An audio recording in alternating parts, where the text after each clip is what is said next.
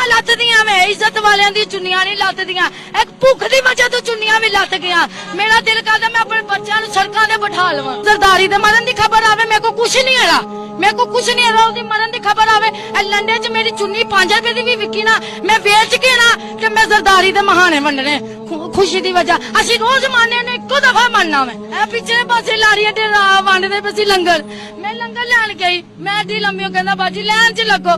ਮੈਂ ਕਿਹਾ ਭਾਈ ਪਰ ਮੈਂ ਲਾਈਨ 'ਚ ਲੱਗਣਾ, ਮੇਰੇ ਨਿੱਕੇ ਨਿੱਕੇ ਬੱਚੇ ਨਹੀਂ ਲਾਈਨ 'ਚ ਮੈਂ ਲੰਗਰ ਮੁੱਕ ਕੇ ਲਾਈਨ ਨਹੀਂ ਮੁੱਕੀ। ਅਸੀਂ हुकूमत की वजह तो, बगैरत की वजह तो असि सड़कों ते आ गए। मेरिया बच्चियां ने, मेरे बच्चे ने खादा कुछ नहीं खाता। हुण मैं जा रही, कल दा कुछ नहीं खाता। मैं सवेर दी लाइन च लगी, रब दी कसम सवेर दी लाइन च लगी।